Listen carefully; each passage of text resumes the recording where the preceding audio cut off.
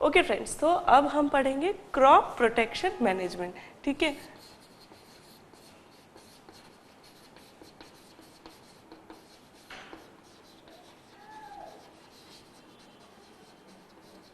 Okay so अभी तक हमने क्या पढ़ा कि कैसे हम अपनी क्रॉप को, ठीक है, थिंक लाइक अ फार्मर। सबसे पहले क्या किया हमने कि वैरायटी इंप्रूवमेंट की। जो वैरायटी हम लगाना चाहते हैं हमारे फार्म्स में वह बहुत अच्छी क्वालिटी को है। इसके लिए हमें ज़रूरी है कि हम एक अच्छी वैरायटी की क्रॉप लगाएं और उसके लिए ज़रूरी है कि वैरायटी इंप्रूवमेंट की जाए। तो डिफरेंट टेक्निक्स हमने पढ़ी कैसे वैरायटी इंप्रूवमेंट की जाती है। उसके बाद once we get the good variety, हमने उसके सीड्स ले लिए, ठीक है, अब हमें उन्हें सो करना है। ठीक है, देन जब जो हमारी सॉइल है, जो हमारे प्लांट्स है, क्रॉप्स हैं, उनके लिए एक प्रॉपर न्यूट्रिशन बहुत ज़रूरी है। तो हमने देखा कि न्यूट्रिशन मैनेजमेंट कैसे करेंगे, तो क्रॉप न्यूट्रिशन मैनेजमेंट हमने देखा।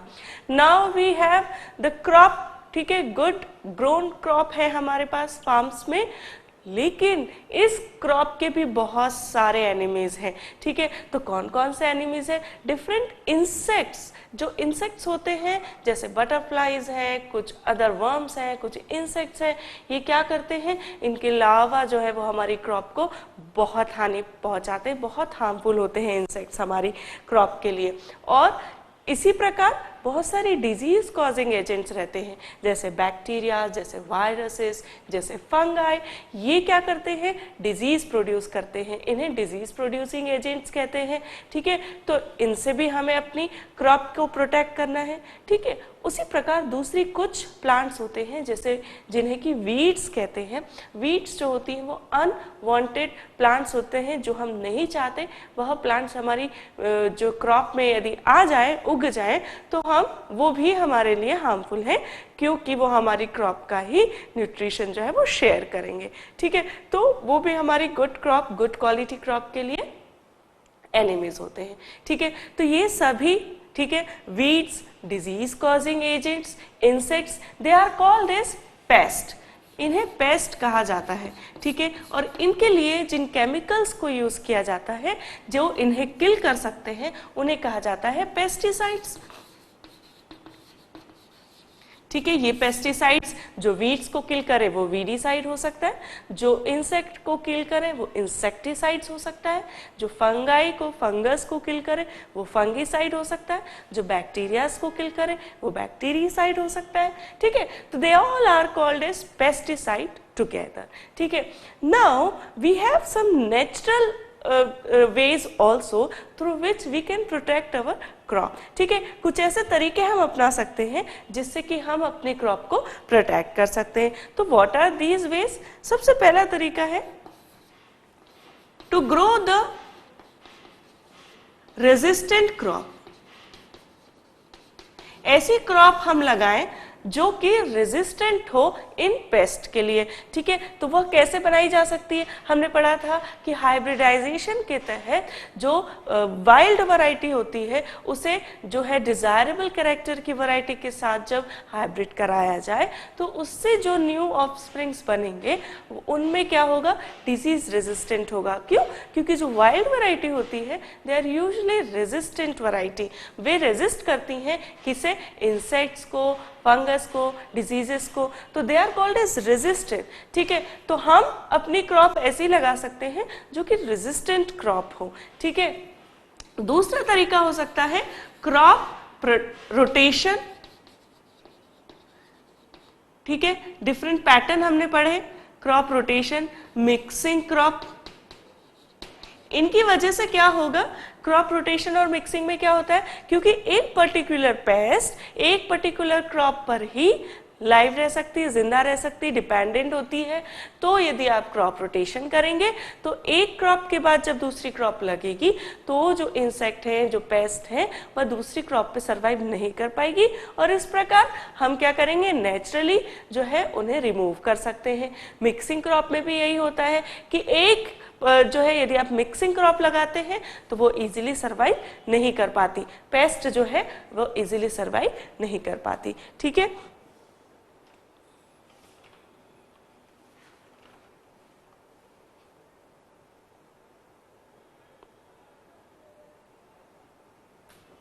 ठीक है, optimum time of sowing the crop,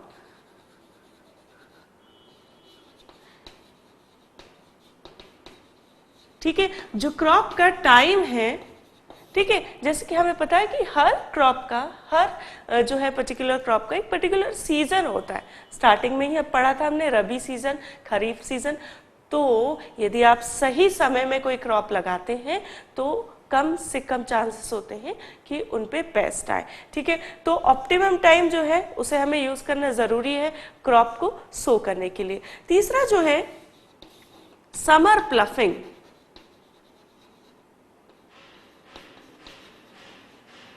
summer ploughing,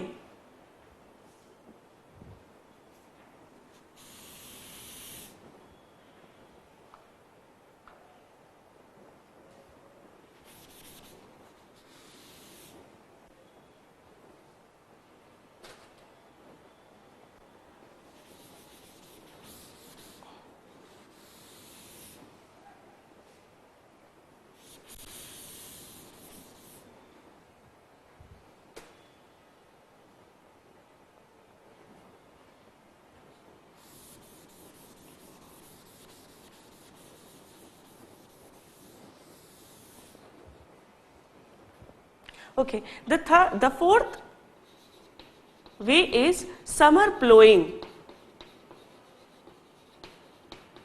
ploughing क्या होता है, ठीक है, जब एक फसल आ जाती है, ठीक है, यूजुअली जब समर में फसल आ जाती है और जो जिन्हें कि हम विंटर सीजन क्रॉप कहते हैं और वो समर में आती है, उनको काटने के बाद जो भी जो है ड्राइड जो रेमिनेंट्स बचते हैं उन्हें क्या किया जाता है, डीप प्लो कर दिया जाता है, ठीक है। दैट मीन्स जो खेत है उसे खोद कर और डीप प्लो कर दिया जाता है, इसे हल जो है खेत जोतना भी कहा जाता है हिंदी में। तो प्लोइंग, प्लीज ये जो है करेक्शन करें इसको, this word is pronounce as ploughing, ठीक है, जैसे कि in previous lecture I may have pronounced as a ploughing but it is not, it is ploughing, ठीक है। तो समर प्लोइंग कहा जाता है जिसे डीप प्लो कर दिया जाता है, किसे, रेमिनेंट ऑफ क्रॉप को,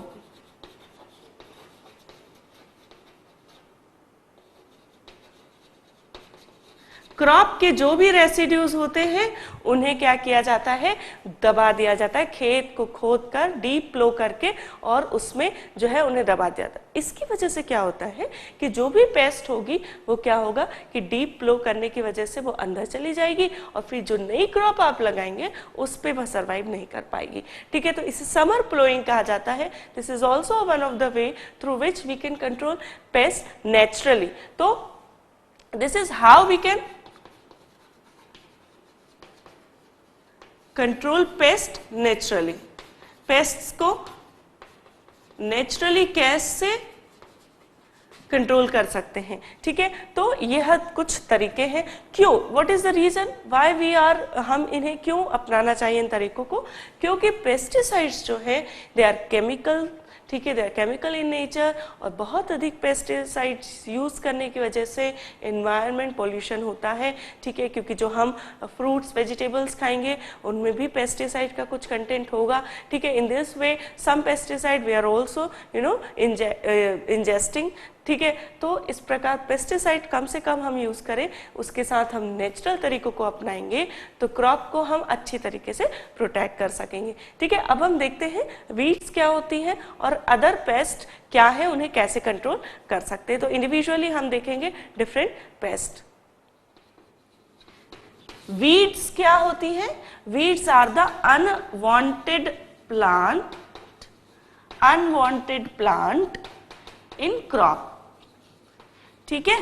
तो अनवांटेड प्लांट जो क्रॉप में उग जाते हैं उन्हें हम वीड कहते हैं और वे केमिकल्स जो वीड को किल कर सकते हैं उन्हें हम वीडीसाइड्स कहते हैं, ठीक है, killed by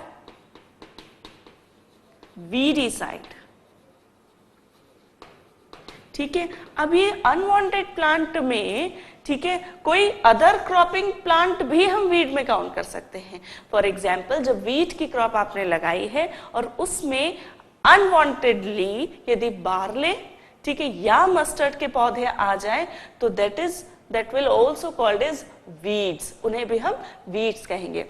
other common weeds जो आ जाती है क्रॉप्स में वो है पार्थेनिनम।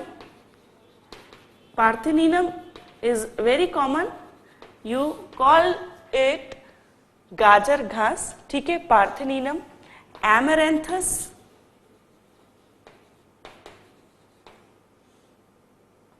ठीक है, उसके अलावा ज़ैंथियम, ठीक है, मोथा, ठीक है, these are all known as the weeds, ठीक है, इन्हें हम वीड्स कहते हैं जो अनवांटेडली आ जाती हैं। कॉन्वोवॉल्यूलस, convolvulus, convolvulus is also one pest, one weed which can come unwantedly in our crops, ठीक है। तो these are commonly known weeds जो कि क्रॉप्स में आ जाती हैं और हम उन्हें वीड्स कहते हैं। अब हमें यह जानना जरूरी है कि भाई वीड्स तो एक प्लांट है, तो हमारी क्रॉप के लिए वो कैसे हार्मफुल हो सकती है। तो व्हाट आर द डिसएडवांटेजेस, ठीक है, या what are the harms of weeds, weeds से क्या हार्म है क्रॉप को। तो बहुत फर्क पड़ता है वीड्स की वजह से। क्या होता है कि जब एक दूसरा पौधा जो कि हमें जरूरत नहीं है हमारी क्रॉप में यदि आ जाए तो वो किस तरीके से हमारी क्रॉप को अफेक्ट करेगा, ठीक है। सबसे पहले तो एक प्लांट है तो दूसरे प्लांट को वो कंपीट करेगा, किसके लिए, न्यूट्रिशन के लिए, स्पेस के लिए, सनलाइट के लिए, फर्टिलाइजर्स के लिए, ठीक है। तो क्या होता है कि जब क्रॉप में वीड्स आ जाती हैं तो they compete with our crop plant for nutrition, for space, for sunlight, for fertilizers. इस प्रकार जो फर्टिलाइजर्स हमारी क्रॉप के लिए थे वो कौन ले रहा है, वो वीड्स ले रही है। जो न्यूट्रिशन हमारी क्रॉप के लिए थे वो कौन ले रहा है, वो वीड्स ले रही है। तो इस प्रकार what they are doing, they are sharing the nutrition, sharing the space, sharing the sunlight, sharing the fertilisers. और हमारी क्रॉप जिसके लिए हम ये सब दे रहे हैं या जो उनकी जरूरत है वो शेयर कर रहे हैं और उनके लिए वो डेफिशिएंट होगा, ठीक है। और इस प्रकार जब इन चीजों में कंपटीशन होगा, जब इन चीजों में शेयरिंग होगा तो हमारी जो प्रोडक्टिविटी ऑफ क्रॉप है वो कम होगी,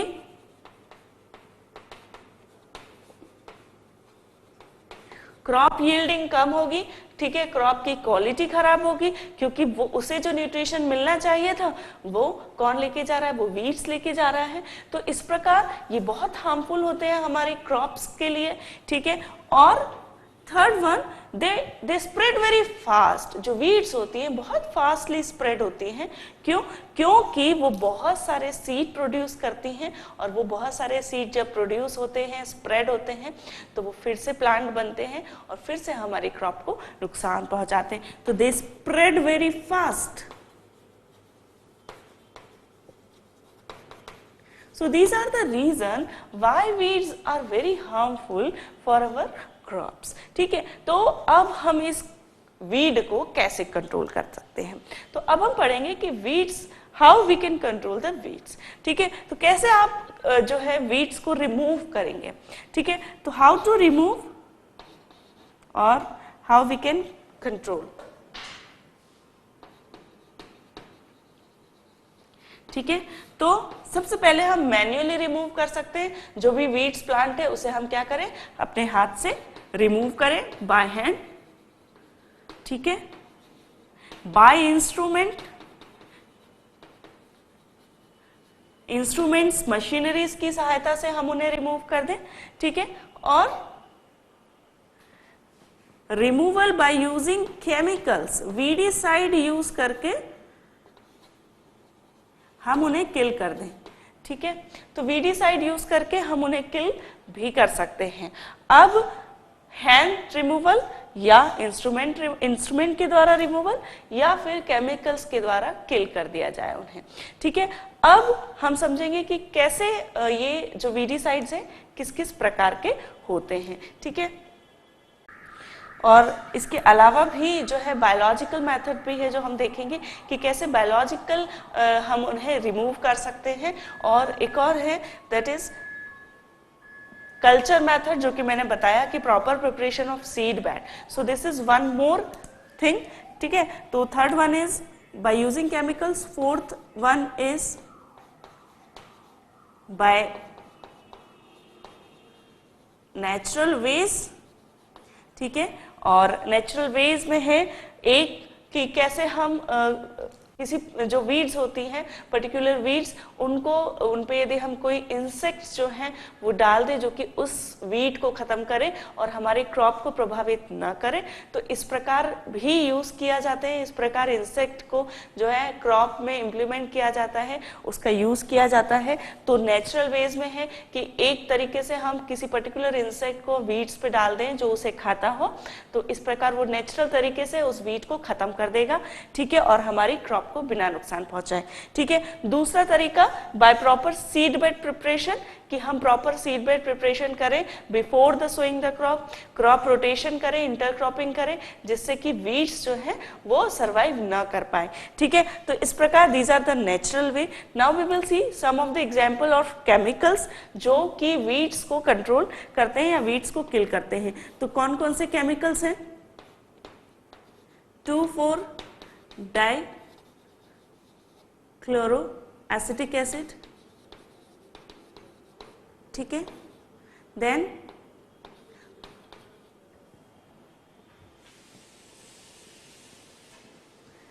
डाइक्लोरोफिनॉक्सी एसिटिक एसिड, ठीक है। 2,4-डाइक्लोरोफिनॉक्सी एसिटिक एसिड एक केमिकल्स है जो कि वीडीसाइड के रूप में यूज किया जाता है। Then 4-chloro-2-phenoxy methyl phenoxy acetic acid, acetic acid, ठीक है, जिसे MCPA भी कहा जाता है। Then butachlor, atrazine. So these are the just name, you know, you can just उन्हें आपको बाय हार्ट ही करना पड़ेगा। तो these are some examples which can be used as weedicide. In chemicals की खास बात ये है कि जब आप इन्हें स्प्रे करते हैं weedicide पे, how we can use, we can spray its solution to the weedicide, और जब आप इसको स्प्रे करेंगे weedicide पे तो it will kill only weeds and not your crop. So these are, you know, some chemicals which can kill the weeds, and through them we can control weeds, and ये जो है इस प्रकार से हमने देखा कि कैसे हम वीड कंट्रोल कर सकते हैं, ठीक है। तो क्रॉप प्रोटेक्शन हम पढ़ रहे हैं जिसमें हमने देखा कि क्या क्या जो नुकसान करते हैं हमारी क्रॉप्स को, कौन कौन सी चीजें हैं। तो वीड्स, इंसेक्ट, पैथोजन, रोडेंट्स, ये हमने देखा। इन्हें हम पेस्ट कहते हैं। इनको किल करने के लिए हम पेस्टिसाइड यूज करते हैं, ठीक है, जिसमें जो वीड्स को किल करते हैं वो वीडीसाइड कहलाते हैं, जो इंसेक्ट को किल करते हैं वो इंसेक्टिसाइड्स कहलाते हैं, ठीक है, जो फंगस को किल करते हैं वो फंगीसाइड्स कहलाते हैं, जो बैक्टीरियाज को किल करते हैं वो बैक्टीरियासाइड कहलाते हैं, बैक्टीरिसाइड कहलाते हैं, ठीक है। तो इस प्रकार दीज आर डिफरेंट केमिकल्स जो कि यूज किए जाते हैं एज अ पेस्टिसाइड्स। सबसे पहले हमने देखा कि नेचुरल तरीके से किस प्रकार उन्हें कंट्रोल कर सकते हैं। तो रेजिस्टेंट क्रॉप उगाएं, क्रॉप रोटेशन करें, ठीक है, डीप प्लफिंग करें जिसे समर प्लफिंग कहते हैं, प्रॉपर प्रिपरेशन करें सीड बेड का before the sowing the crop. फिर हमने देखा वीड कंट्रोल, कैसे हम वीड्स को कंट्रोल कर सकते हैं। Weeds are the unwanted plant, ठीक है, यह सेम वेराइटी का प्लांट भी हो सकता है, लेकिन because it is unwanted we call it weeds, ठीक है। फिर हमने देखा कि किस प्रकार वीड्स हमारी फसलों को हार्म करती है। तो it compete with our crop in nutrition, space, sunlight, fertilizers, and it affect the production of our crop, ठीक है। They spread very fast, so they are very harmful, ठीक है। Now we have seen some common example: Partheninum, Amaranthus, Xanthium, Motha, ठीक है, and Convolvulus। इस प्रकार ये हमने एग्जाम्पल्स देखे। एंड नाउ हमने देखा how we can remove, how we can control the weeds. फिर हमने देखा कि by removal by hand, removal by instrument, by using the chemicals and by some natural ways. In removing the chemicals, they are called pesticides, and these are some common example: 2,4-dichlorophenoxyacetic acid, 4-chloro-2-methylphenoxyacetic acid, जिसे MCPA भी कहा जाता है, then butachlor, atrazine. These are some common example of weedicide. And then by natural ways, I have told you what is called as, it is called as biological method. So biological methods में एक example मैं आपको बताती हूँ कि